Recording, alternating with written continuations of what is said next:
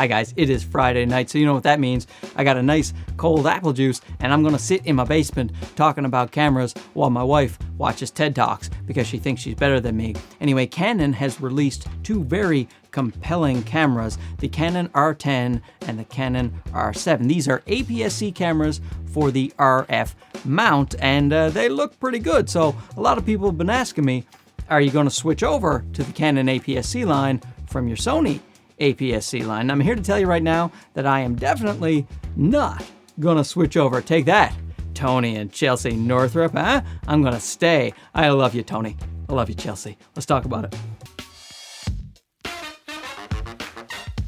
Now, do not misconstrue. I think what Canon is doing here is absolutely fantastic. To unify the mounts, to have an APS-C line and a full frame line with the same glass. This is what Sony did with the E-mount, and I think was a masterstroke for them. It helps people like me. You got your little cameras, you got your big cameras, swapping lenses in and out. You're free to buy whatever body you want. You want extra reach because of the APS-C, or you want a small, light travel camera and you want little tiny lenses for lightweight and backpacking. You want your big old rigs, whatever you want, you're covered. And now Canon will have that in the future. And that is the problem. It is the lens selection. The RF mount, for the most part, are very big glass and they are very expensive, extremely high quality stuff.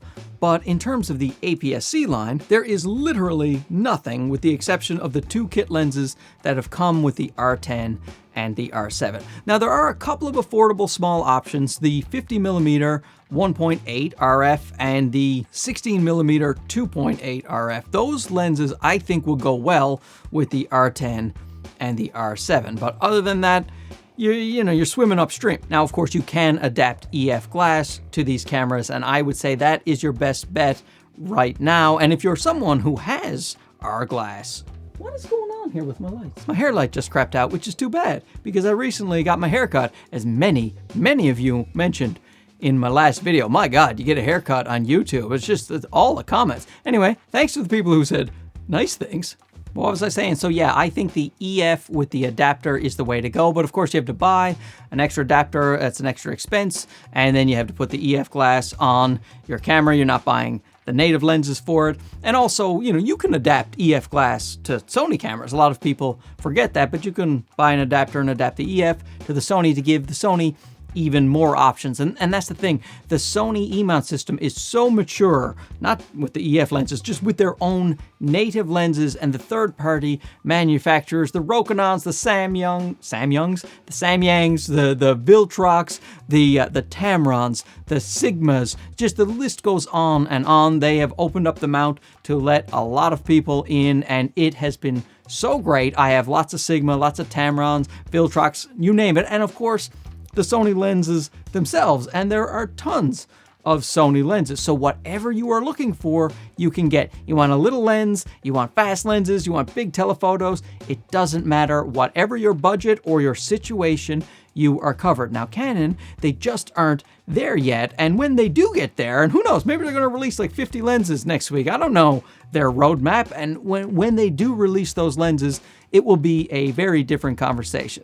So, but right now, I think it only makes sense to people who are invested in the system or plan to invest in the system, or if you're someone who wants to do a one-off, you just want to buy the APS-C camera from Canon with the kit lens, and you don't plan to buy any other lenses for the foreseeable future. Oh, and the catalyst browse. That is another reason I will be sticking with my little ZV-E10, because I can run the footage through catalyst browse and get gimbal-like footage, just using the gyroscopic data, whereas the R10, it only has the electronic digital crop for stabilization. And now the R7, it does look like it has fantastic IBIS in it. However, that camera is far more expensive than the little ZV-E10. That one is $15.99. The ZV-E10 is $6.99. And once again, the R7 doesn't have the lens selection that I am looking for in an APS-C line. So I am also currently trying to get those cameras in so I could compare them, so I can test them out, because I would really love to see what they can do. I'm just telling you, for my own personal projects, I use Panasonic cameras as the GH5 and little G7 over here. And I use Sony cameras, whether I'm doing my documentary work or I'm shooting some comedy at the comedy clubs, or, you know, like just personal projects, family stuff. Those are the two brands that I am invested in, and they give me what I need in those situations.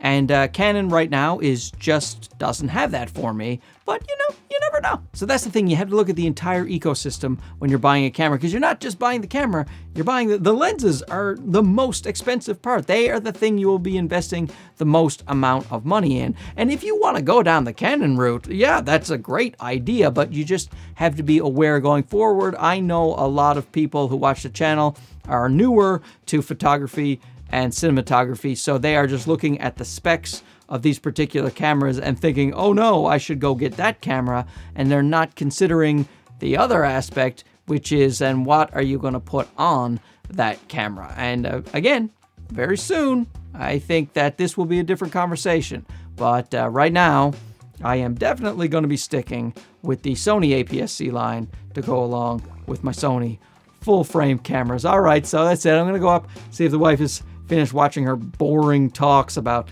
how to be productive and how to be excellent. I can be excellent. You don't know me. I can make three videos in my basement tonight. You know, you don't know.